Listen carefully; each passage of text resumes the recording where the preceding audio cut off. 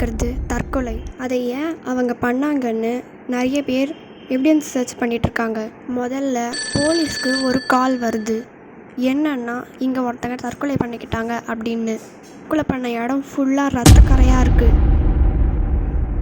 முதல்ல 3 police officers வராங்க.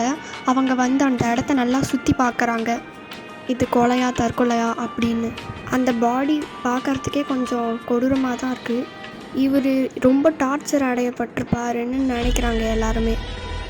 ஏன்னா அவர் கண்ணே ரொம்ப நாளாக தூங்காத மாதிரி இருக்குது.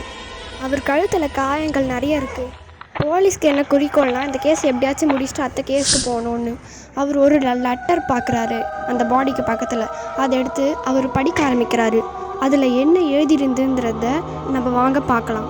முதல்ல ஒரு பொண்ணோட ஃபோட்டோவை காட்டுறாங்க. அந்த பொண்ணு மூலமாக தான் இந்த பாடி, அதாவது இவர் வந்து தற்கொலை பண்ணிக்கிட்டு இருப்பார். இவர் ஒருத்தர் மட்டும் இல்லை, இந்த பொண்ணு மூலமாக நிறைய பேர் செத்து போயிருக்காங்க. சரி, இப்போ அந்த லெட்டரில் என்ன எழுதியிருக்கு அப்படின்றத பார்க்கலாம். முதல்ல சிவகுமார் அப்படின்ற ஒரு பையன் இருக்கான். அந்த பையன் வந்து காரில் மாதிரி காட்டுறாங்க. காரில் போய்கிட்டு இருக்கும்போது திடீர்னு வந்து ஏதோ பார்த்து ஷாக் ஆகிறான். என்னன்னா, பிரேக் பிடிக்கல. எங்கெங்கேயோ கார் ஓட்டிகிட்டு போயிடுறான். கடைசியில் எங்கேயோ போய் மோதிடுறான். அவனுக்கோ தலையில் ரொம்ப நிறைய காயம் ஏற்பட்டுடுச்சு. ஸோ இந்த இடத்துல தான் முதல்ல அந்த பொண்ணை காட்டுறாங்க.